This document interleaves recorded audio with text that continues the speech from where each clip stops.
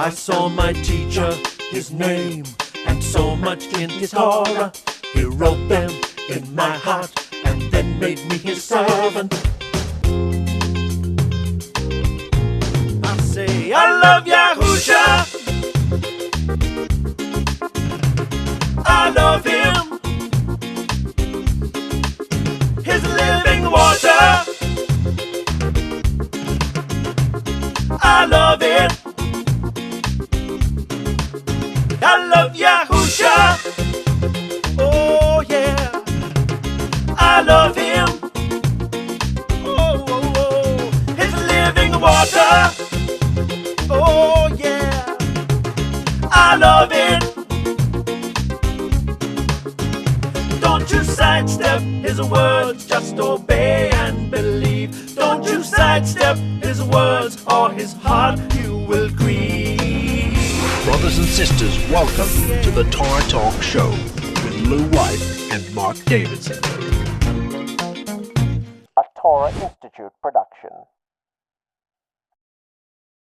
Good morning, people. Good morning. Oh, here we go. I've got audio and video. We're very good. Yes, it is. Can you hear me okay? Yes? Can you hear me okay this week? Yes, I can. And I was just adjusting your audio. Yeah. Great, because I'm just using, I've noticed the last few times there's a hissing on my end with the microphone because I'm using the microphone next to the laptop, in the laptop, and the fan in the laptop is buzzing, so it picks up the buzz. So I heard that. I was wondering what that was. Yeah, that was me. So I'm using the excuse me. So I'm using the webcam audio now. So I just want to make sure you can hear me okay. Yep. And the new video that you just did with your hair, was it the same hair that you just sort of let fall or whatever? Yeah, just let it fall. Oh, yeah. It's amazing. Yeah. I thought it was great. This is a segment. We have a segment we have in every show. Mark's hair. Yeah, we ought to do one of those. Yeah. How are you, sister? Hey, I'm fine. Everything's great. How are you doing? Good, very good. How's your Shabbat? Yeah. It's wonderful. We're very peaceful here today. How's things going in the salon? Really good. Yeah. Yeah, it took a little while to get used to the transition, and because we'd been filled with all this information and how to run it and everything like that, and then when we took over, you start to implement your own ideas and not necessarily do everything the right way, and then Yahusha lets you know, yeah, I wanted you to do it this way and not that way, and you know, don't do it this way and don't do it that. You've got to be onto everything. You've got to keep everything clean. You've got to keep the staff happy. You've got to keep everything. You've got to be onto everything. And so it was a big learning curve there, coming back into my own shop. And now, yeah, got a bit of a kick up the bum. And then we've got it back into it. And the last few weeks have been really good. And oh, that's good. So that's good. It's all learning. And then, of course, coming into Passover, there's just drama everywhere. Yahusha's cleansing everything out and saying, okay, that's leaven, get rid of that, get rid of this, get rid of that. So, yeah. How is it in your camp? Well, we're prepared. We're prepared for Passover. Thinking about it, cleaning out things out of the freezer. Said, oh, that's got to go. We got to use that up before Passover gets here. Yeah, we're just using everything up. Yeah. Yeah. Wonderful. How's the kids, grandkids? Excuse me? How's your kids, grandkids? They're great. Our granddaughter is in New York. Wow. She for a few days during spring break with her mom. Yeah. And that's an exciting thing for her. Yeah. And but yeah, we saw the boys yesterday. Everybody's happy. Everybody's doing well. Isn't that wonderful? Yeah. Yeah. Everybody's okay. Have a great talk. Thank you. Lovely to see you, sister. See you. Thanks Bye. for dropping by. She's right there on the other side of the room, you know. Yeah, yeah. Sometimes when she gets excited, I can hear her typing speeds up. Yeah, probably talking to her sister or something on the Yeah, on a message. yeah. I'll try to keep it down over here. Okay, You're okay. Type away. you're okay. Type away. Yeah, very I can put exciting. my earbud in if this is bothering you. Oh, you're okay. Yeah. Oh well, yeah. We had some good comments on the last video, brother. That only came out a couple of days ago. Yahusha's yoke. Yes, yes, So, yes. And yours on, Deliverance was wonderful. It isn't anything like that movie, Deliverance, is it? ding ding ding ding ding ding ding ding ding ding. Yeah, yeah, wonderful. Well, that was wonderful. Well, we're I just noticed it today, but yeah, yeah. We did it. Put a lot on Facebook yesterday, probably because it was Sabbath for us, and it's 5 a.m. now here, so I didn't know what state I'd be in. I even slept in my shirt, so I'd be up and ready. okay. So, Well, you don't have bedhead or anything. no, it's there's no hairspray today. If I shake it, it'd probably fall in my face. Oh, maybe you could do that later. Yeah, it's wonderful. I thought we could do a bit of a Passover edition today because I put a newsletter out. A few people online have said, "Oh, when do you do the Passover, and when is the new moon, and when is what happens what night?" And a lot of them don't even know there's 2 nights, like the memorial and then the actual feast the next night. So I thought, well, every year we sort of amongst ourselves we hash it out here and try and remember and pull your articles out and what happens. It's a shame we can't remember year to year, but still getting there, I guess. Yeah. But I thought we could go through that with you and just make it simple for everybody. So, Awesome. Yeah. yeah. So Let me see. Yeah. Do you have anything that you wanted to bring up about it particularly? Like, but one of the first things that I try to explain to people is that Passover has, several aspects to it. The removal of the leaven in preparation for it. But what you really have to do is look at the deliverance, and that's one of the things that your talk was really good about. The deliverance that we have is so complete. And when he showed us what he was going to do when he took the Israelites out of Mitzrayim or Egypt, that was really spectacular. But what he's going to do when he returns is going to be making that look like nothing, because he's going to bring us out from the nations himself. Yeah. He's going to send his messengers out. And this is going to be a deliverance like there's never been, and there never will be one like it again. It's going to be marvelous. And he's the Passover. We have to keep remembering that. When people think, where's the barley? They're hunting for barley. That's the first thing that comes to their mind because that's what they were taught. But we're not told to look for barley and then the first new moon. That's what everyone is saying. They have to see the buds. And Yahusha said, here's how you know that summer is near. Well, you have to first of all understand what he's talking about. See, in the Hebrew mind, there's only 2 seasons. When the sun reaches the equator, well, people don't even know what that means. Because, you see, let's back up. Let's think about it. What's an equator?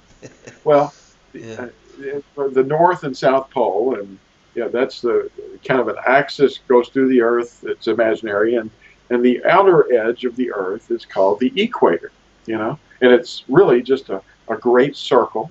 It's an imaginary circle, really, but it's the point that keeps turning at the fastest rate. And everything north and south of that is turning at a slightly lower rate. The people on the equator are going a little over 1,000 miles an hour. And they don't know it, but they are. And then at different latitudes, north and south, the people are moving a little bit slower than that, depending on how far up they go. And if you were standing right on top of the North Pole or on top of the South Pole, all you'd be doing is turning in a circle. It would take you 24 hours to do that. And you'd be standing upside down if you're at the South Pole. Well, yeah, you could stand on your head and you'd be okay.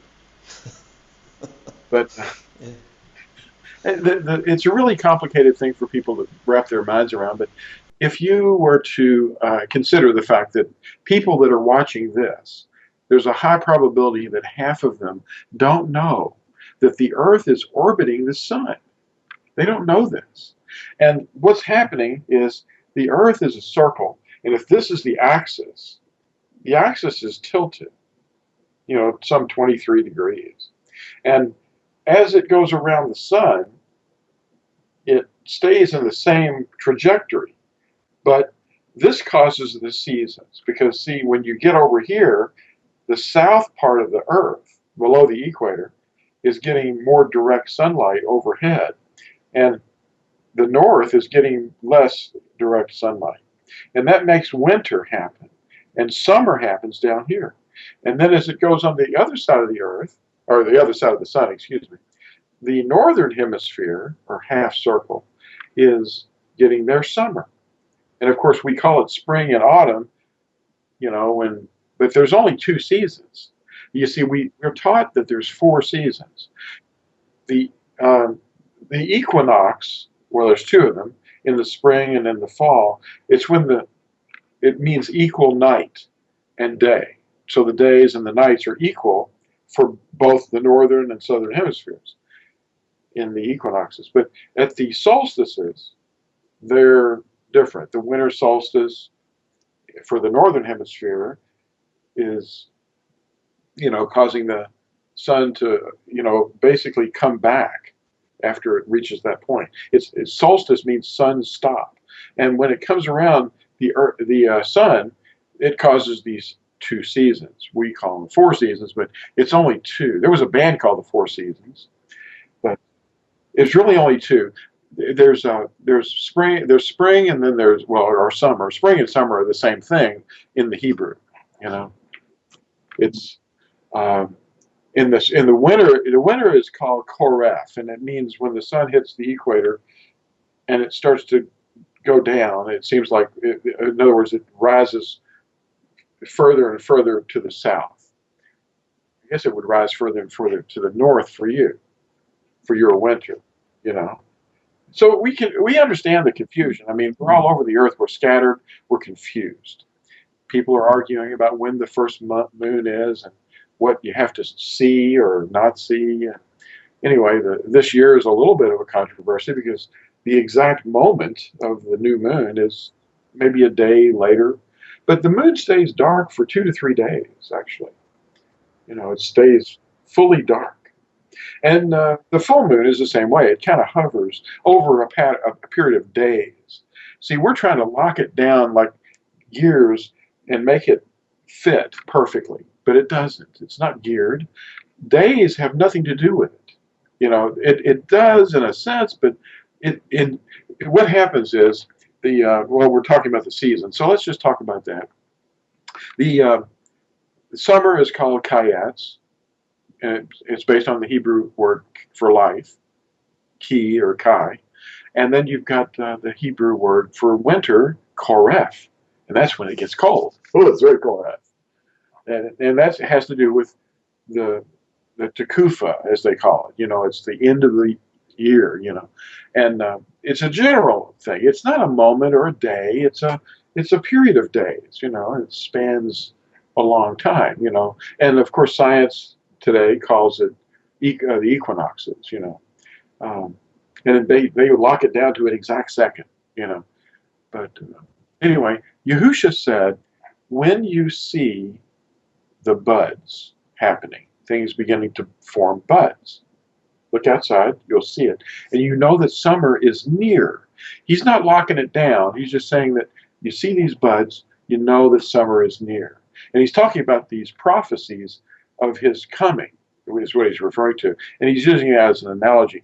But there's no prescription to go out and look for barley.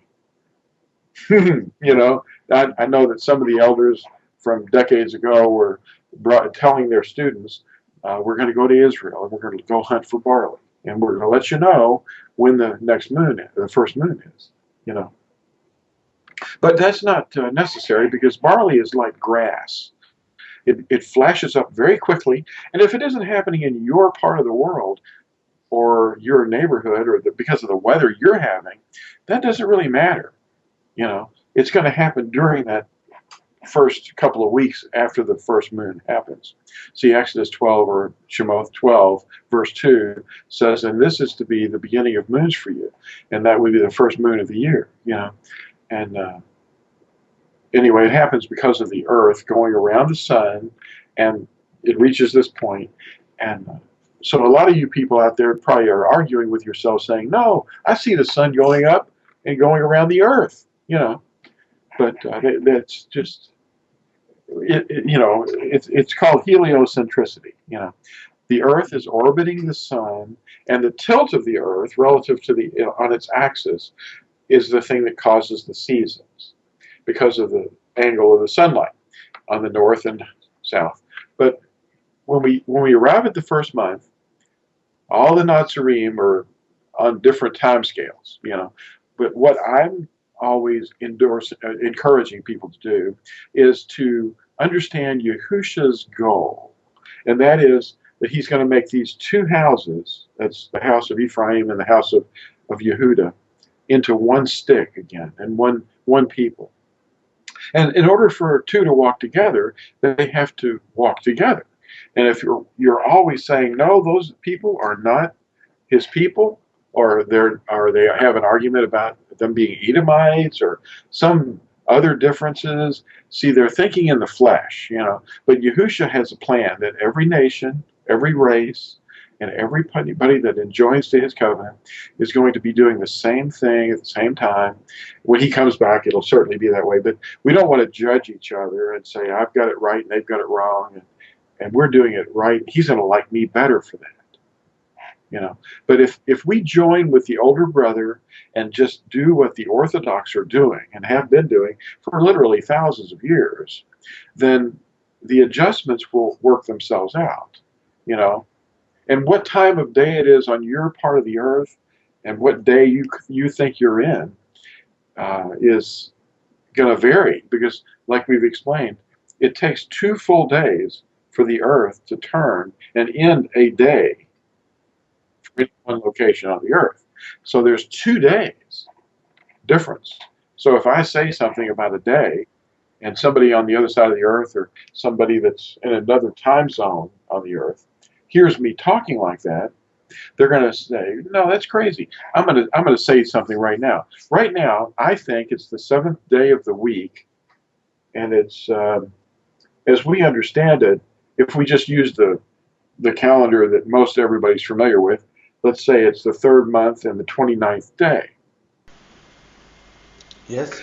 All right. What is the date where you're at? Well, I'd be the 30th day then. If you're the 29th, I'd be into the 30th now. So it's actually the 30th day of the Roman month for you. Yeah. See, there's a difference, and it's because of our location, you know. Yeah. So a lot of people are going to get in arguments about that. And then we have to worry about how's the moon work? Well, the moon goes around the earth. The sun does not go around the earth, but the moon does. So this is really going to confuse people. Yeah. And of course, the goal isn't about learning whether the moon is going around the earth, or the sun is going around the earth, or the earth is going around the sun. That's not the goal. The goal is love, you know, and being able to accept people that you see are different than you are, and you accept them anyway. And that overcomes the hatred and the envy and the competition and all that, you know. So when you overcome that, because it's our faith that overcomes the world, you know, it's our faith, it's our belief, and who we believe in. See, Yahusha is our Passover. Are we all trusting in him as our Passover? If we are, then we're on the right track, you know, whoever follows him. And wherever we might be scattered, that's causing confusion. But we've got to get over that and overcome that with faith, you know, and belief. And not look at each other, and not look at our locations, and not look at the moon so hard. You know, everybody's going to acknowledge, well, not everybody. Some people think the full moon is the new moon. You know, that's a very new thing. Oh, Somebody okay. check. That makes Yeah. sense because I understand what you just said. Like the new moon is a couple of days dark, so you think, okay, well, can understand if they're a couple of days either side, but sometimes they start putting things up like Happy Passover or whatever, and it could be 2 weeks early or 2 weeks late. And I've already said to the boys like a week or two ago, I said, see the moon? Look how big and full it is. I said, that means in 4 weeks, which is a couple of weeks now, it's going to be Passover. And sure enough, given the dates that you give us every year, you go out there on the 15th, Passover for the feast, and you look up and it's bang, it's full. And so I think, well, how can you get it wrong? Unless you're an actual whole month wrong, how could you, get it wrong? It's insane. Well, there are people that do observe it the same way we do, but a few different ways. There's probably a dozen different calendars out there, but they think that the dark moon is the new moon or the crescent that they have to look for, which is not. We don't condemn people for that at all. We just say, well, that's your understanding, but they have to see it from where they are, But it's 697 hours. Let me write that down. So we can look. 697 hours is how long it takes for the moon to come from new moon to new moon.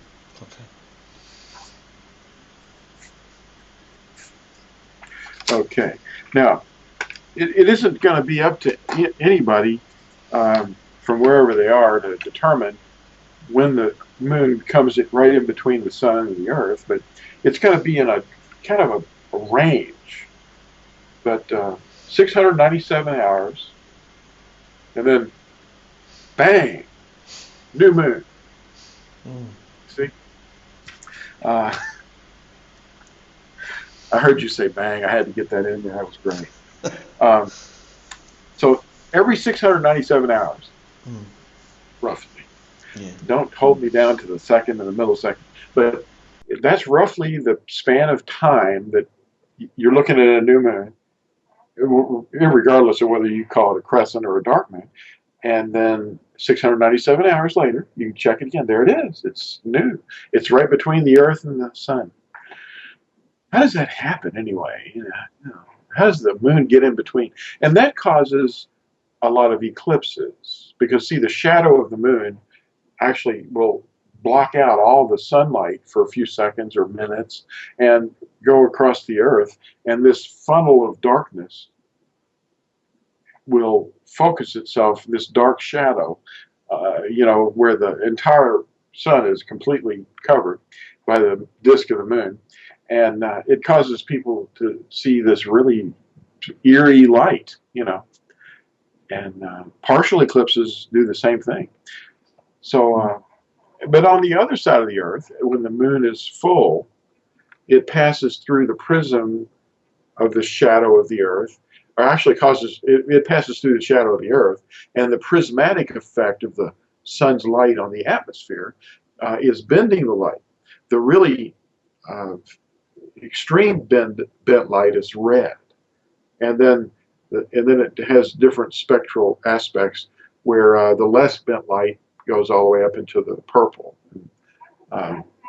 and into the yellow and orange and different things. And you can see the red moons periodically. That happens. They call them blood moons, and that's another controversy that's going on right now. How many blood moons do we need exactly? Well, we need one, not the four. They call it the tetrad. See, tetrad is Greek for four. Like in music, the four notes that make up a half scale are called a tetrad. And anyway, the next thing that we have to consider is if we can find out when the first month is, the best place to look is, of course, as Yahusha said, when you see the buds, then you know that summer is near. Summer. Now we call it spring because of our culture, but it's actually just 2 seasons. There's Koref, that's for winter, and Kayetz for summer. If anybody finds any other seasons in the scriptures, I apologize. I just haven't found them, you know. But right,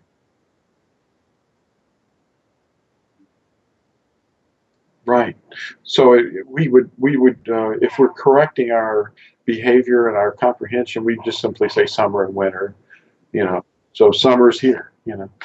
Actually, when summer arrives, according to the traditions, it's actually the day the sun is at its height. It's part of the sun worship thing, really. And then they say summer's here, but really the sun, the following day, it starts to go down. It starts to rise further to the south, you know, because on the horizon it looks like it's rising further and further north. That's for us. And then when the summer solstice hits, that's when summer officially arrives. Then they say, well, the next day it rises further and further to the south. And it's the opposite for you, below the equator. But it's really confusing for people. But what I recommend, and this is something that I think it's YAHUSHA'S heart, that we get together. The older brother, the prodigal son is coming home to the covenant. That's what we're seeing. And then as these people that are scattered into the nations, which include all of us, including the Yahudim, when we see what he sees, us coming together and worshiping him as one family, then that's his will. He wants to make us into one stick. So that's one way that we can actively participate in his heart and mind. And if we're technically off and we can argue about it, well, we can simply say, you know, we're scattered, we're out here, we're confused, but he knows our heart is after what his heart is after. And that unity is going to begin, you know, with his household. And we have to become his household. And as Ephraim, or the prodigal son that was lost in the pigsty, worshiping improperly, hungry for the bread of life, you know, starving to death because he's cut off, then he realizes who he is and says, you know, I could go back to my father's house and just be a servant. But he's going to be really thrilled to see somebody that repents and says, oh, I'm going to stop doing this nonsense. Following this dragon is just no good. You know, the dragon is the enemy.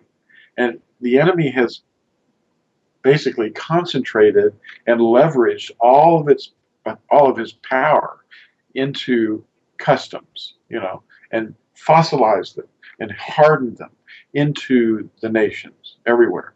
And they're all uniformly following the dragon with the not only the calendar, but the behavior. And it's repulsive to Yahuwah. But and how he does that is through an apparatus. And Daniel talks about, well, the messenger that was sent to Daniel, you know, a lot of times we think about the 4 beasts, you know. What these things are living creatures, if you take it literally. But the abstraction of this is their principalities are apparati. You know, it's an apparatus, a beast, or as we might want to even call it, a monster, a monstrosity.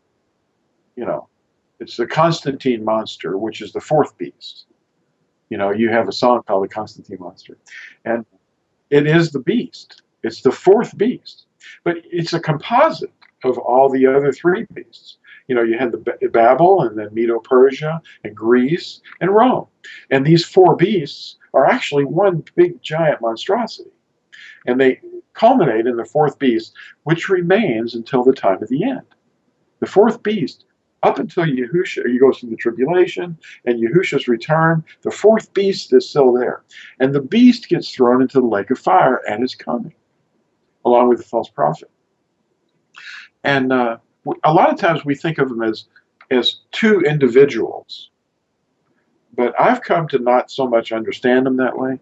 I've understood the beast as being an apparatus, which is the system of the dragon. So you've got this, and of course the dragon is the enemy, Hashatan, and his minions, which are the fallen messengers, and they're influencing mostly the teachers and the schools and the governments. So this whole apparatus is in place, and the behavior is solidified. And people bring their children into this world, and they're programmed with this beastly apparatus. It's a monster. And the monster is going to be put away at his coming. It's going to be completely obliterated. And I think the lake of fire is a point of destruction. You know, it's absolute destruction. Nobody's good to be put into the lake of fire and be annihilated and then come back out of it again and say, oh, I'm sorry, how did you get in there? Let me save you from that. Well, that's why we're working so hard at the edge of the lake of fire, which is the edge of the apparatus, on the outside of it. We're outside of it, but we're part of the world too. So while we're in the world, we're talking to people and say, you don't want to take those steps, because if you keep taking those steps, you're going to wind up in a place of annihilation. And you want eternal life. That's a path to the tree of knowledge of good and evil. And we want them to go to the other tree. You know, there's another tree in the garden.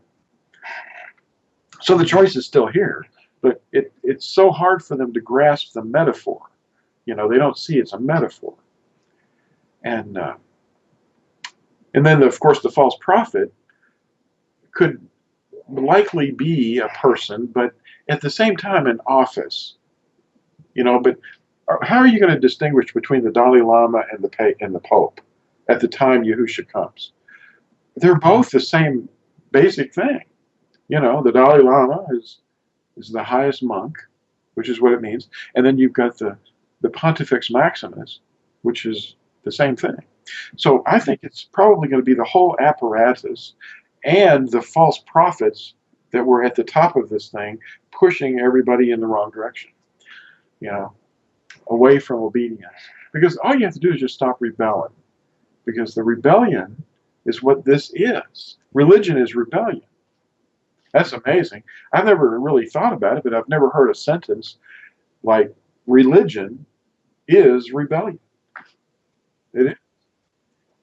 But what we have is not religion, you know, it's the Torah, you know, the Ten Commandments, you know, have no other before my face. There's no hierarchy. Yahusha told us, you are all brothers. You know, let the one who seeks to be greatest among you become the servant of all. You don't see that happening in the Dalai Lama world, and you don't see it happening in the Pontifex Maximus world. So who's informing these people? Who's leading them? Not Yahusha. You know, these are not patterns of Yahusha. And the same thing is true in all the other religions. You know, you've got these different people. They have different titles. But if you've got a title, then you're all automatically in the wrong place. You know, we just want to wake you up and say, stop the titles. You know, don't do that. You know, our leader, and there is no leader except Yahusha. He said, do not be called leader. Do not be called father. Do not be called rabbi. You know, for whoever exalts himself will be humbled. You know, but as far as Passover goes, Yahusha's our Passover. That's who it is. It's a person. And I don't know. I had this article somewhere online that is all about Passover. Let me see if I can find it real quick. Let's see. Have you visited the Passover article? Yeah, I think there's 3, isn't there? There's 3. We'll consolidate them one day. But they're brilliant. Really gives you a full understanding. Oh, there's one. Yeah. Let me move this fella here. There you are.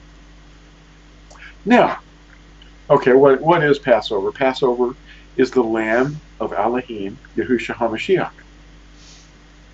And then I've got another link, I think, that goes to another place called Passover 2006. Wow, that's got to be old, man. You know, but Passover is still Passover, whatever year it's in.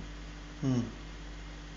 But what we do is we observe two different evenings for two different purposes, because that's what was shown to us in the scriptures. When we read, you know, Shemot or Exodus chapter 12, we get a really big, good picture of what Passover was originally, you know. And of course, I see reflections of Passover all the way back into the Garden of Eden, you know, when the lamb was slain that was used to put skins upon the nakedness of Adam and Koah. But anyway, the one eating the Passover, it, you know, originally they would kill a lamb and take it into their home. They wouldn't take it somewhere else. They take it into their home and eat it, and they had to eat it all, you know. And that was the prescribed way of doing it. And if you had too much, you had to share it with somebody that had too little, another family, you know. So a lot of times it would be several families, you know, sharing one lamb. And of course, the first night they had to put the blood on the doorposts, you know, for the Yahuwah to pass over that household. It has a lot to do with the firstborn, and you know, you can read about that in Exodus 12 or Shemot 12, and when the lamb is slain, when it was slain, we don't sacrifice animals. We're not allowed to anywhere but the place where Yahuwah has placed His name. You know, and that operation has ended because of His sovereign decision to end it, because now the Passover has been slain. You know, once and for all, there's been one atoning death. The perfect lamb has been slain. So we just observe it at a time of the year now.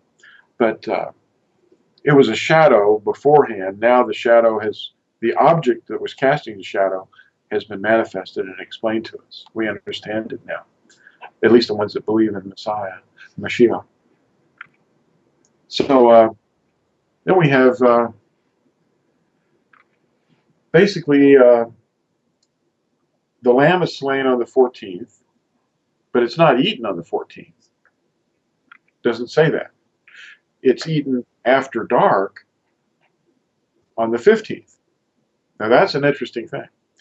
So, I mean, when I first started out some 26, 27 years ago, trying to ascertain when the Passover is to be eaten, we were having matzah and wine and parsley and horseradish, something bitter herbs that would give us the opportunity to be doing exactly what Yahusha wanted us to do.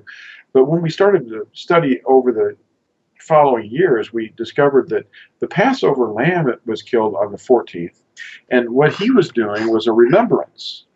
And so what we do is we do what he did, you know, the washing of the feet, and we remember the breaking, his broken, well, he didn't have broken bones, but the matzah represents him. And so we have a matzah observance with wine that night too. And we, you know, read the text that reflects that. And that's a remembrance. And that's what he was doing on the 14th. And then, of course, the next morning he was on the tree for 6 hours, and he died around the middle of the afternoon, or in the range of around 3 p.m., when the first lambs were starting to be killed on the Temple Mount. So that was still the 14th. That is when the Passover is killed, but it's not the Passover itself. You know, that's not when it was eaten. So but really it all basically blends together. The 14th, 15th, all the way through the 21st. It's actually all the Passover in general. It's referred to that as the Passover period. But the first day of unleavened bread, though, when you're not allowed to have leaven, any bread of any kind that had leaven in it, that would be in your home or in your boundaries or your borders. That's definitely starting on the 15th. You can probably have it on the 14th, technically. But we are already getting rid of it by that time. So by the time the 14th comes, we might find something on the 14th and get rid of it, you know? But I was going to ask you about that. Yeah. that happens, yeah. But it's not technically any kind of transgression for you to have it on the 14th, but we don't eat the remembrance with leavened bread. Okay. Yeah. Great. I was going to ask you about that, whether you could have, big crusty bread. Yeah, we don't have it. Okay. But, a little pita, a little flatbread, that's okay. Ugly, beaten, pierced, whole. Yeah. Yeah. I've already got about 3 or 4 boxes ready to go, And it's like cardboard, isn't it? It's like cardboard, tasteless. Yeah, that's okay. And then I'll go through that for a week. Now, that's not for a couple more weeks now, but then it'll be okay. Mm.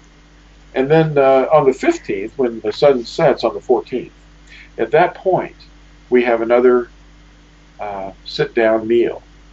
Because we can cook, unless it's a weekly Sabbath. But, what we'll do is we'll have a nice big meal and remember Yahusha's death again, in the sense that he fulfilled it. Passover, we'll remember the Exodus from Mitzrayim or Egypt, and it's a remembrance for all generations when Yahusha or Yahuwah brought out the children of Israel from slavery. It's a great deliverance, and we're looking forward to his second return, or his second coming, when in the fall. Well, it'll be in the fall. Some people think it'll be for the Passover.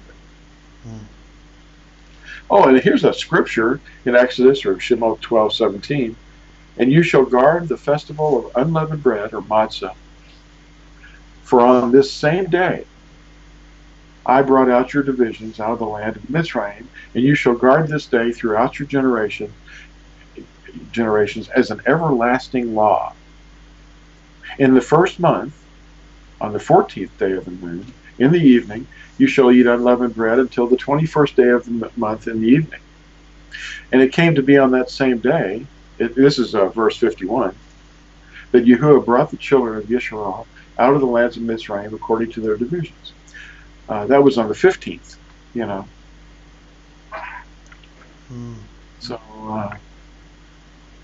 So when you, like I'm preparing a little bit now to do a little bit of teaching at our feast, just because we'll have some very new believers there, and take the opportunity. I'm finding that you've kind of got to go back to, I know it's all about Yahusha, but you've kind of got it, the first night is more about remembering his death and what he went through and his actual sacrifice, and then the second night you focusing more on Egypt, on Mitzrayim. So you're kind of telling the story backwards, which is fine. It's all about Yahusha anyway. But yeah. One was a shadow. The second one is a shadow of his redemption of his bride, and so it is kind of like that. Yeah. Yeah. Have you ever been in a place where, over the last 30 odd years, where you've observed Passover with any other believers, or has it mainly been your family? Well, let's see. Because I see the scriptures not telling us that we're going to be doing this anywhere but in our family, our household. It's more of a household thing. But if you're training someone about the Passover, they should be immersed. I think that this is a directive that is important, because the circumcision of Yahusha is, I think, part of the importance of this partaking. And I think it would be a good thing for a person to do that, because if they're not of the body, they have no business partaking of his body. Remember his body. If we're not really partaking of his literal body, these are metaphors that point to his body. But you see, where is his body? Is his body the barley, or is his body the bread? or is that a metaphor? Well, we are his body, and he's the head.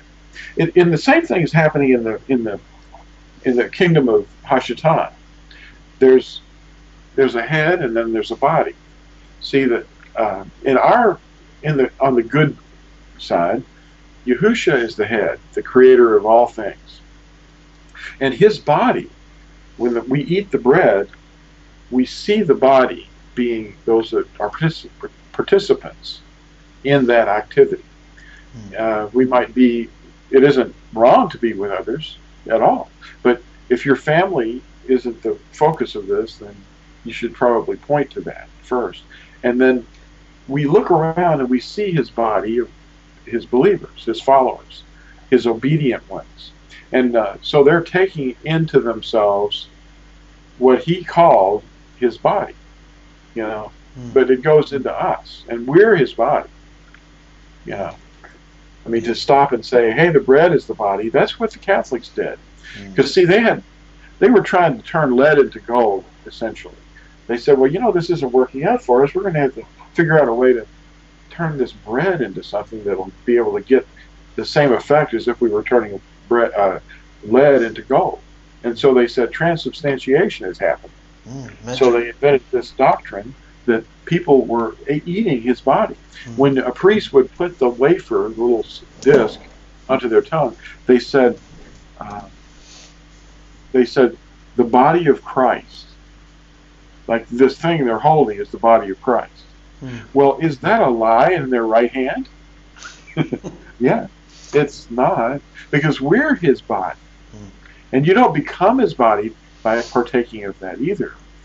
You don't have to get permission from men. Hey, can I do this? Well, it would be better if you stayed away from it, really. But, because they're not teaching you. What you need to understand is he's the head and we are the body. And that's what he was referring to. And I don't know, it's not that hard to understand. If you make something out of it that it's not, it's bad. Because eventually, after a period of centuries, people were thinking that this little white disc was literally his body. And they were worshiping it, and they still are. They they kneel down in front of this little disc displayed in a big sunburst called a monstrance. Yeah. So when you come together with your family, do you follow a certain, Seder, or do you because your sons are grown up, do you let your sons take the lead sometimes, or what sort of goes down in your house? Do you take the lead? Or? Oh, it's all very spontaneous. Really, we don't have a procedure. The idea of a Seder, which means order, is a tradition, and it's all right. It's not like against the commandments or anything like that. But all we have to do is just basically read the scriptures, and we might have one person read it or another, whoever wants to do it. We don't say you're going to read it. I just let people do what they like, and when it's time to wash feet, we wash feet.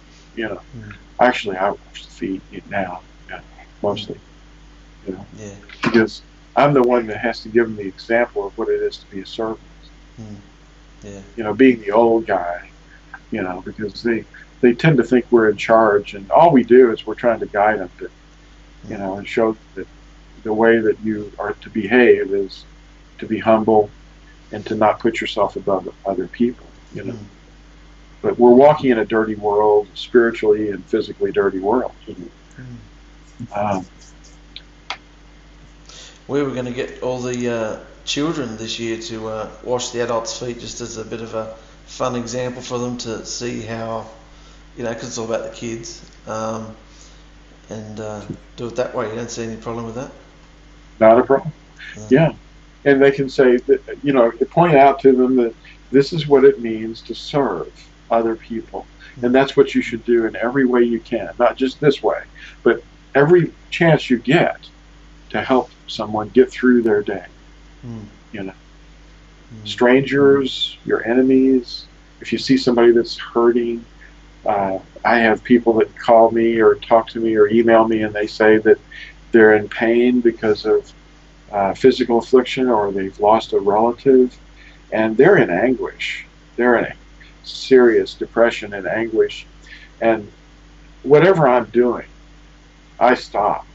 And I that's not important. What this is important. These people are hurt. You know, that's what you have to do. And you don't put yourself above them. You just say, well, you need scripture, and you need encouragement and uplifting, and you're fallen. You're in the valley of the shadow of death. You know, we've got to lift them up. You know, and you know, that's part of it too. So you might not be washing feet. You might be giving people sympathy and compassion and forgiveness. And recently a sister lost a brother, and she was concerned about his salvation. And I gave her scriptures that seemed to indicate, not to twist them, but to indicate that Yahusha can even forgive those who have died without a belief in him. And I know that sounds really controversial, but you know, Paul wrote this amazing text in Romans 8:37 and 38, I think, or 38 and 39. Let me see if I can find that. Romans. Look at that. Okay, Romans 8. It's really not up to us to decide the second No. second resurrection, is it? It's up to his compassion. Oh yeah, and there's nothing to compare with his loving kindness. Let's see. Let's go for verse 38. Yeah, Romans 38 and 39. All right, Romans 8:38 and 39. For I am persuaded that neither death, nor life, nor messengers, nor principalities, nor powers, neither the present, nor the future, nor height, nor depth, nor any creature shall be able to separate us from the love of Elohim, which is in Mashiach Yahusha, our Master.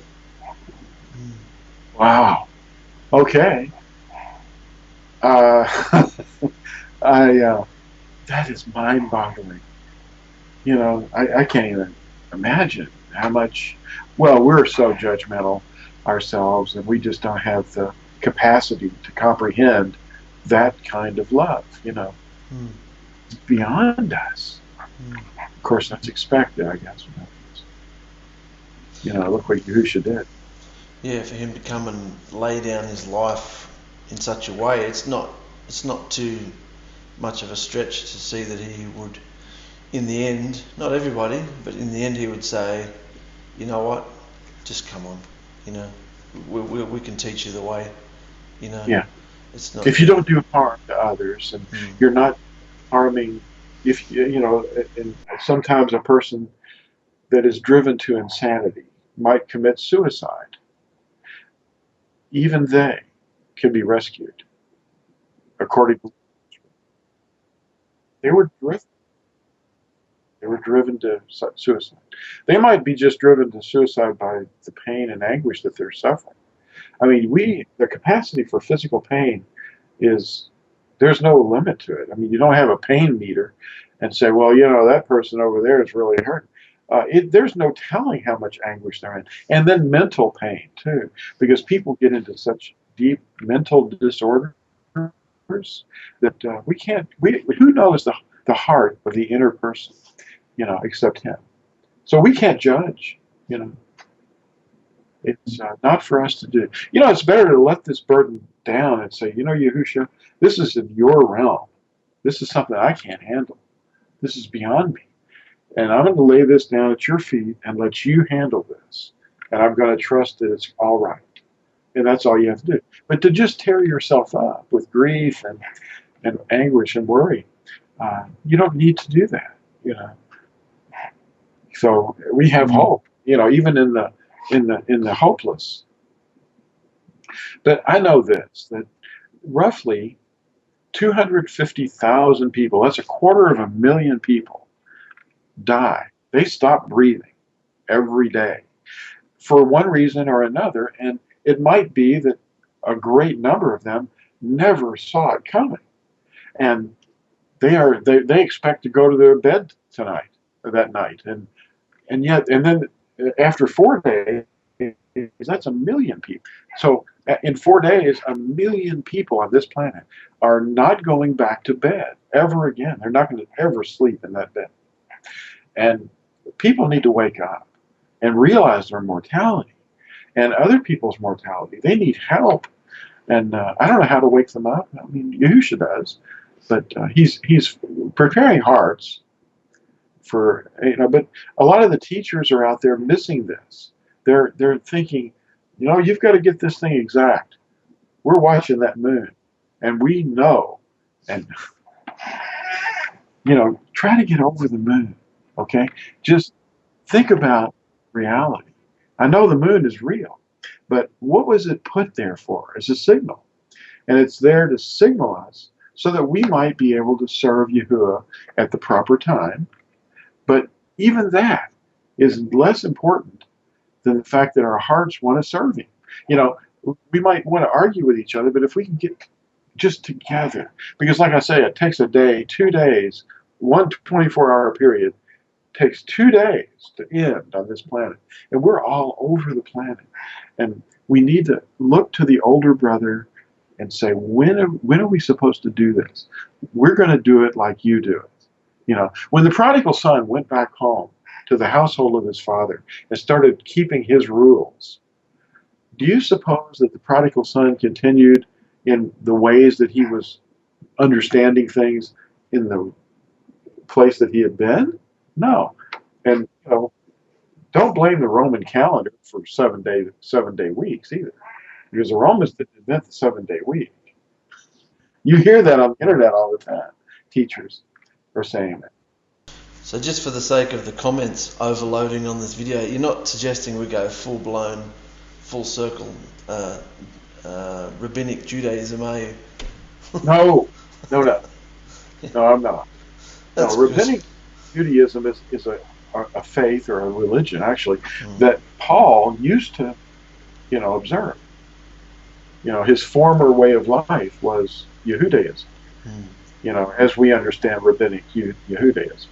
But he wasn't endorsing that. He was just saying, I'd been involved in this thing, and I was so interested in the technicalities of everything, and I was missing it. And he considered it all just garbage, refuse, after having experienced the truth, living inside of it, and then seeing the objective, because the goal is love, loving Yahuwah and loving your fellow person, mankind, as yourself. And when we study the Torah, the 10 Commandments gives us that understanding. These are not things that are keeping us from having fun. These things are teaching us how to love, and you can hear it. The first one is, I am Yahuwah, your Elohim, have no other before my face, because he's jealous for our love. Number 2 is, you do not bow to images. You don't make images of anything in the heavens above, like zodiacs and living animals of any kind. And you don't cast the name of Yahuwah, your Elohim, to ruin. So you use it. That's the 3rd commandment. You use his name. You call upon his name. Number 4 is, remember Shabbat, to keep it set apart, because on that day he rested from all of his works. Hebrews 4 even points it out, and it talks about the 7th day. Number 5 is, respect your father and your mother. That's a wonderful commandment. You always honor them, and you speak well of them, and you treat them well with respect and obedience. Number 6, you do not murder. Number 7, you do not break wedlock. You're in it for the long haul. What was it that someone said? A marriage is the union of 2 people who are very good at forgiving. Something like that. Number 8 is, you do not steal. Number 9 is, you do not bear false witness against your neighbor. Number 10, you do not covet your neighbor's wife, house, field, servants, animals, or anything that belong to your neighbor. And love one another as I have loved you. That's a tall order, but he wants us to reach for that. You know, however you want to be treated by your neighbor, then you treat your neighbor that way before you open your mouth about him behind his back, you know, or to his face. Yeah, that's Torah. You know, that's instruction. That's the living words that you know, the scripture of truth. And if we walk that way, you know, we're not going to be the same anymore. I mean, we're going to be different from everyone around us, because other people like to gossip and they like to worship sports or their possessions or whatever it is, you know. But these are not really, you know, what does it gain a man if you acquire the whole world and you have all the money in the world, you have all the property, and you have all the servants? What does it profit you if you don't, you know, make it? If you lose your life, your inner eternal life, you know, because you know you're going to be 85 or 90 years old one day, you know, possibly, or you might perish at a young age. It depends on your heart. He knows your heart. He searches hearts and minds, and he sees the end of that. But if you sow everything to the flesh, you're going to reap corruption. You know. And that's going to be painful. But of course, all it takes is a person in one moment to just turn and say, I quit. I'm not going to serve this dragon anymore. And his apparatus, his principalities, his messengers, his teachers, all of these customs that I've been embedded in since childhood, just stop and say, well, I'm not doing the bunny rabbit thing anymore. I'm not doing the EASTER thing anymore. You know. Is everything still focused? Yeah, we're great. Yeah, it's very good. Yeah. The camera goes in and out sometimes, but it always fixes itself instantly, unlike the last one, which is great. Maybe this week you can have a look and see if it has some settings on it that allows you to turn off the autofocus. I don't know because I can't see your screen or anything, but I can do that. I don't want to do it right now though, but I'll do it. Yeah. Because if it was just a flat thing and didn't start using its brain, that'd be great. That's just the last thing we need is some kind of a machine thinking for us. Yeah, that's it. Well, that's kind of what we're headed for. The people that are in the mind of the flesh are actually headed for turning people into hybrid creatures first, and then uploading their consciousness into a matrix or cyberspace, and so that they can acquire eternal life that way. You know, and they think transhumanism. Wow. One of the I'm actually starting to assemble the next article. It's going to be called Monsters.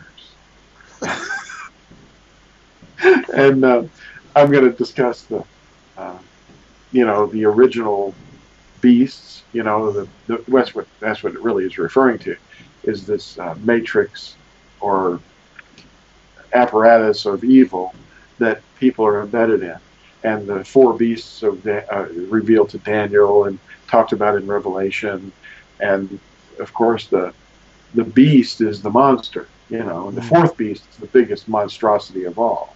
And anyway, I'm going to probably bring up transhumanism. You know, many years ago, cloning was the big scare. But before cloning, people were unaware of this, but businesses like Monsanto and research organizations were actually manipulating genes. And of course, back in the 60s, I believe it was, or no, it was the 70s, when genome started to become worked on. They started to work on the human genome, and they were working on genetics before that too. But they were working with plants first, as far as I remember, and they were genetically altering the plants' DNA, you know, their chromosomes and various things, and they were combining insect chromosomes with plant life. You know, does this sound demonic? You know, like in the days of Noah. Yeah. And I think if you read Bereshith or Genesis chapter 6, you're going to see some things pop out at you like, what's this genetics? Everything has corrupted itself. Yeah, they've corrupted it, and the plants are starting to cross-pollinate, and well, they're not starting, it's over. They're doing it. They're cross-pollinating. Some of them have spider DNA in them. That tomato might have pig in it. You know, like, that's part pig. It looks like a tomato, but it's got pigs in it, or spiders, or mosquitoes, or something. You know, they've got all these different things that they've been doing. Well, the next thing on the agenda was cloning animals. You know, Dolly the sheep. Oh, look, this looks just like her mother. Well, it isn't really a mother, though. It's a clone. And they can clone it as many times as they want. They come out with movies, you know, with people cloned. You know, Multiplicity, I think it was. Remember Multiplicity? Michael Keaton. That was funny. I remember that. Yeah. Forgot about that one. 220, 221, whatever it takes. Yeah. Well, you know, and then there was the wife, you know, going, what? Who are you? And all these guys are standing around, and they look just like her husband.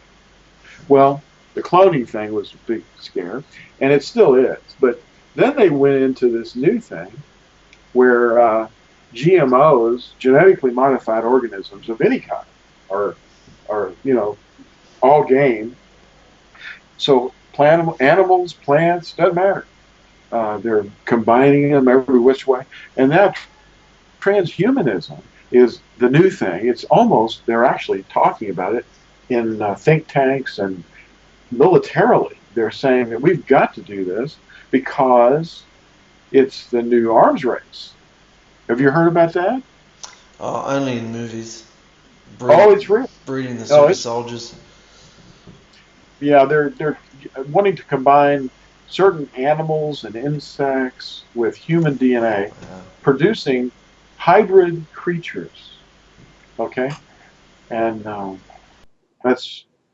just going to touch on all those points to bring out the fact that this apparatus is manifesting itself.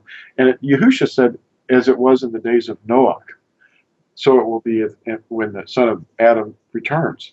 Well, what was going on in the days of Noak? Well, it was a lot of corrupt DNA, a lot of corrupt, you know, the Nephilim were only one aspect of it, but the entire situation was, I mean, only Noak was found perfect in his generation.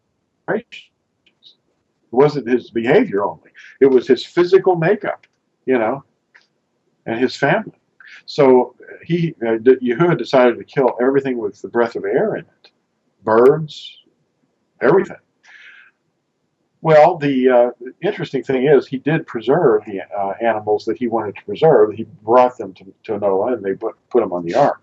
Well, here's the interesting thing about this. When I start to think about it, I listen to the news a lot, and it seems like it's always in your face. You're just contentedly listening to the news, and then, oh man, bang, there it goes. Some homosexuals are getting married. And I was going, what? Well, why are you talking about it? You talk about it all the time. But why? You know, this nation is passing a law, or that state, or whatever. Well, that's something that was, what do you think Yahuwah thinks of that? You know, this is a violation. It's not proper. Well, what we're dealing with here is they've adopted a symbol. Do you remember what the sign of the covenant was with Noah? Yes. Well, what's the sign of homosexuality? Yeah. So maybe he was mentioning that with that thought in mind too, because the sign of the rainbow is something that's in our face a lot, and we're basically, a few of us, we're not haters, we're lovers. That we teach people how to love, but there's a lot of animosity. If you think if you think about Sodom and Gomorrah, and you read the text, and you see that here's Lot and his family, and these two visitors, and they're about to spend the night out in the, outside, and these men of the city were coming to, have sex with them, and they're going, wait a minute, this isn't right. You better come in here, because you don't know the danger out there. See, Lot was kind of like a guy in the gate. An elder would sit in the gate and look for travelers and invite them or put them up somewhere, In this case, he took them into his own house for their protection because he knew what that city was all about. So, new people were in serious danger. So anyway, the thing of it is they go in there, and all the men of the city seem to have come to that one house because they knew where they went, and they wanted them to come out to have sex with them. Well, the whole city was destroyed, as we know, and it wasn't because they, were just regular sinners. This was a specific sin that they were committing. That sort of thing is going to be a lot of the reason why the tribulation is going to happen. And when the land vomits out its population, you have to look back and say, well, why did that happen? Right now, there was a mudslide in our country up in Washington State, and the mudslide just took, like probably dozens, if not close to 200 people, just in a matter of seconds. Just took them and covered them up. And that's the land literally vomiting the people out of it, And it's because I think of certain things that are happening in this country. The curses are brought upon us by the leadership that we have, Yeah. So if our leadership's bad, it's not going to help us. They're really trying to push it for us to accept it. Like once upon a time, you might see like a gay person in a TV show occasionally. We notice now, because we don't watch a lot of aerial television, but we watch some of the TV shows, we download them, and we notice now that pretty much every new show, there will be one character, male or female, almost it has to be for it to be accepted, just like you have someone of different races now, and that's great, but there has to be somebody of different sexes, and a gay person in every show now, and depending on the show, it just gets more and more depraved, and you just think, what's it coming to? They're putting this in our face so that it will wear us down, so that we will eventually not even turn a blind eye to it. It's just normal. It's not. Mm-hmm. And the young people who come up, some young people, some boys might grow up with a slightly higher voice, or a slight lisp, or something like that, and they're immediately put into a certain club. Okay, great, so you must be gay then, you must be, and that's who I'm looking at, the young people who don't know any different, and they're not told, there's parents now who have decided, Amy told me this, they're not even going to tell their child what sex they are, they're just going to let them decide when they grow up. So they won't let them play with certain toys, or they make sure they don't wear certain, not too feminine clothes, not too masculine clothes, because we want them to decide when they grow up.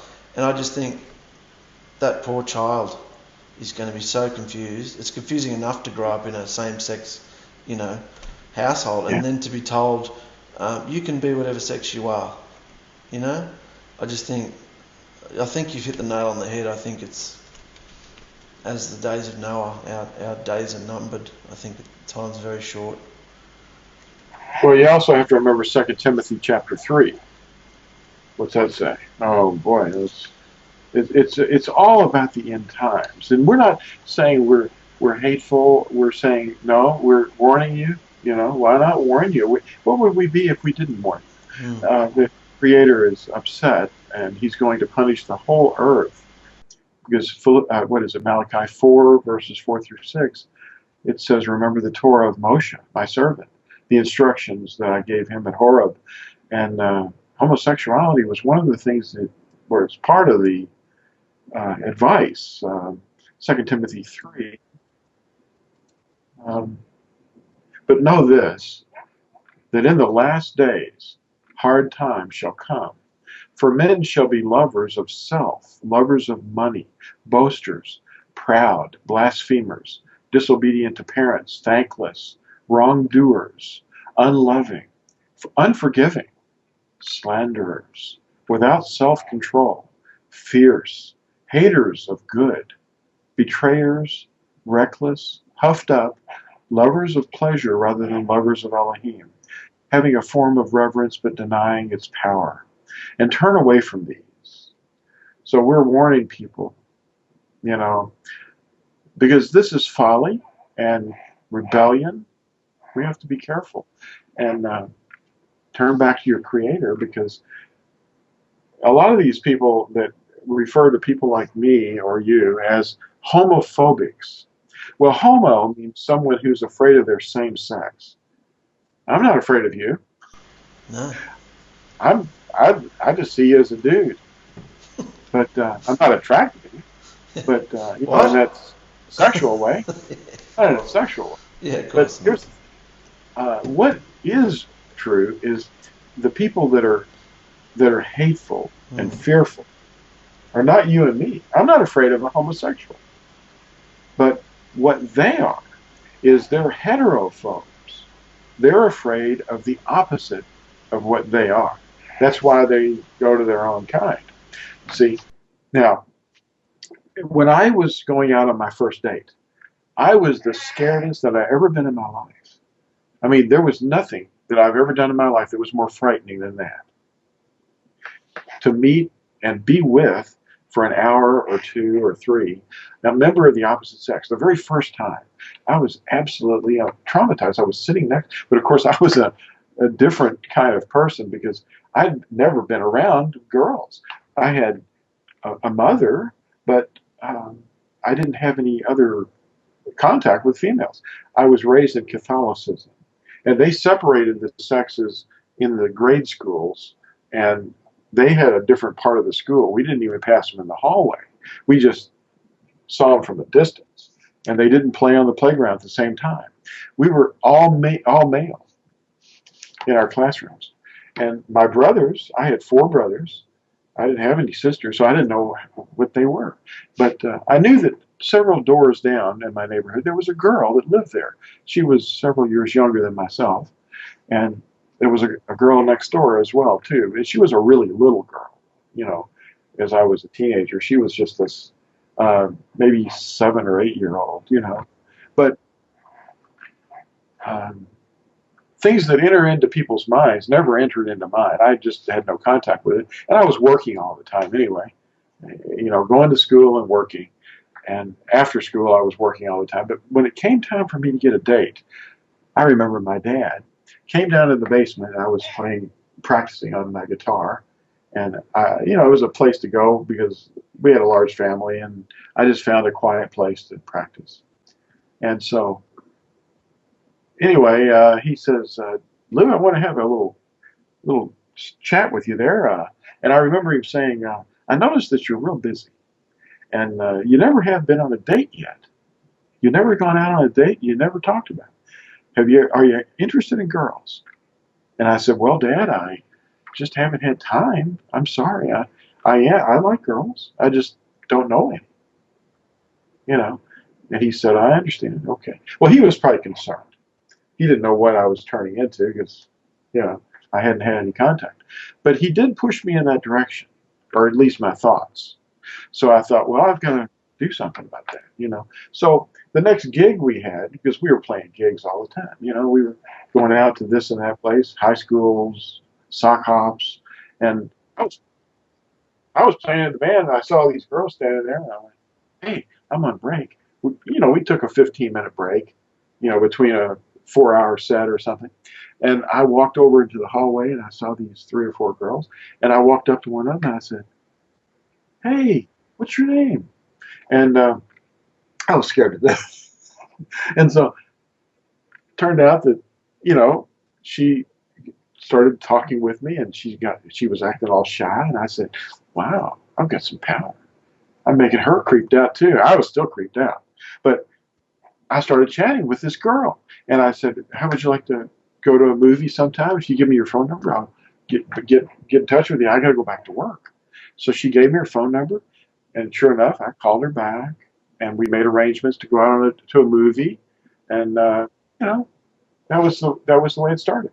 But it was still traumatic. And I dated 3 girls between the age of 16 and 18. And one of them was my wife, Phyllis. She was one of my guitar students. I only had 2 or maybe, just 2 girls that were students when I was teaching after school. And I would go there, they would come in the door, and most of them were little boys, and some of them were adults, but they were men. But I was this guitar teacher, and I taught them how to play guitar, little by little. Well, anyway, one day, Phyllis walks in. And after weeks and weeks and weeks of lessons, I invited her to come to a gig. So that was a date. Most of the time she was just standing there looking at me. But, we went there and came back, and, I'm sure we went to movies and restaurants too, after the jobs. But, that's heterosexuality, and it's a frightening thing for a person to start into it when they're young and inexperienced, and they have no knowledge of what they're dealing with there, But that's not the same thing with a person that is a homosexual. See, they become that way because of a reason. It isn't that they're that way. They might deny it and say, "No, I really am this way." Well, they might be now because it's fixed. But when you start out, you have a heterophobia. I think everybody does. But you overcome that,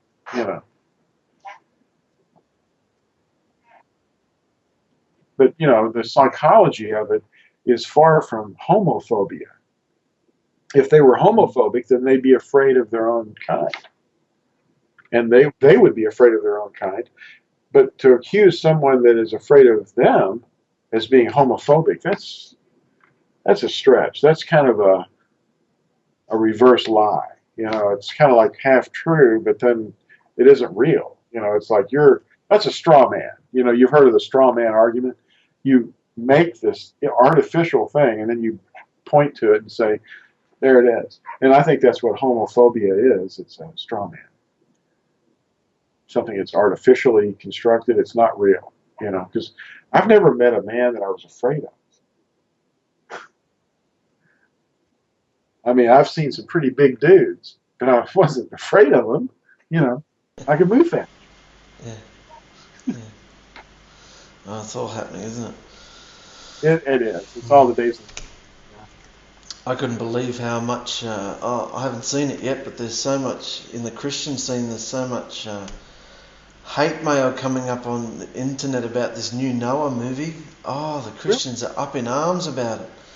Oh, they haven't stuck to the script of, Bereshith, of Genesis. They haven't, there's fallen angels, and there's Nephilim, and there's all they're saying it, and I'm just getting more and more excited.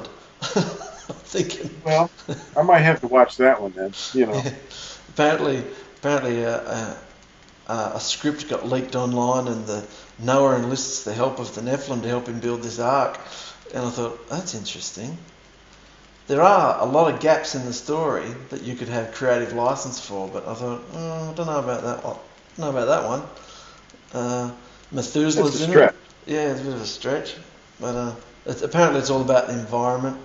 The punishment comes. It's an environmentalism. Yeah, it's not so much because. Wasn't it Stalin, the communist, that said, if you want to promote socialism, then do it by way of environmentalism? Yeah, in other words, we've got an environmental protection agency in this country that's attacking all these capitalists, and that's their enemy. That's what they think the enemy is: private property and owning a company and taking risks and earning money and making profits And employing lots of people is somehow an evil thing to a socialist. But Margaret Thatcher said it the best. She said, the problem with socialism is that eventually you run out of other people's money. You just got to make your own. Yeah, you know. that's amazing, brother. Well, the sun's coming up, and my children are starting to stir. All right. So we should get our last comments in before the noise happens. Okay. Yeah. So it's Well, lovely seeing you again, brother. It's wonderful. love seeing you, and we'll see you maybe in a couple of weeks. Yeah, wonderful. We'll get together maybe on Passover. That'd be exciting. Oh, yeah. I'd love it. And then I'm going to finish watching that deliverance video that you just put up on YouTube. Okay, great. Okay. Wonderful. We enjoy the rest of your Sabbath, mate. Okay, you too. It's been a pleasure. We'll see you later. Love See you. mate. Love you. Bye-bye. They keep repeating these things, saying, Lord is your name, and so they shun you. Substitution ain't the way. Gotta live in Torah, Torah, Torah. Gotta live in Torah's laws. Usher in the latter rain. So the world's gonna know your name. You're making love to demons in the synagogue tonight. Must be a season of the witch. Must be a season of the witch. I listen to lies, biding my time, drinking more wine. After 2730 years, I am free to know who you are. This lost sheep has come to his senses. The awakening brought me this far. 'Cause I am falling deeper in love with you. He was pierced for our transgression, bruised for our iniquity. The punishment that brought our peace was upon him, and by his stripes we are healed. Through his blood we have been sealed. The hand that passed us over crushed our king. The perfect offering. You are. You're the hope that I The cling hope to. that I cling to. You mean to me. You mean more than this world. More than this to world. me. Yes, you are. I wouldn't trade you. I would not for trade silver or you. Silver or gold. gold. I wouldn't trade you. We overcome by the blood of the Lamb. We overcome by the word of our witness. Longing for my King, Yahusha, flowing with your sheep. Yahusha, we are witnesses and watchmen of Torah. We are olive trees with a word from Yahusha. Where the scattered prodigals, the house of Ephraim. Name of you, Yerushalayim. Take us to that city, Yerushalayim. Shofars are ushered down, Yerushalayim.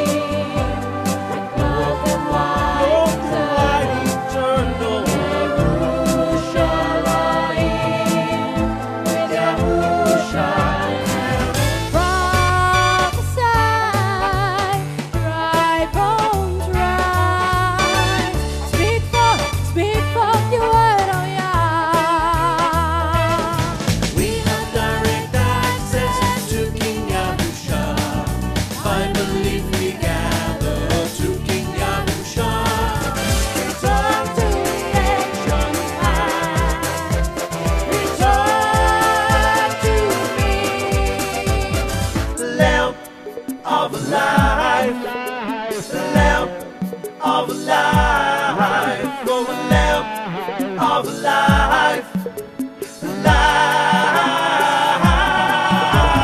lamp of life, 'cause he was a monster, the Constantine monster, he was a monster, he changed the times, oh Lord, rise up, Nazarene around the world, take arms, make the choice to love each other. Keep on loving, stay obedient till the world ends. See the fire coming closer, stay in worship till the world ends. People, it's all or nothing now. You're either a weed or you are Donnell. I saw my teacher, his name, and so much in his Torah. He wrote them in my heart and then made me his servant. I say, I love Yahusha. I love him. His living water. I love it.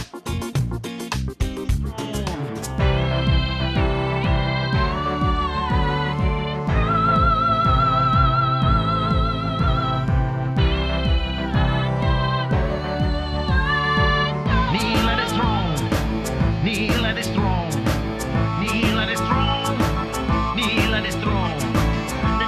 Kneel, kneel, kneel,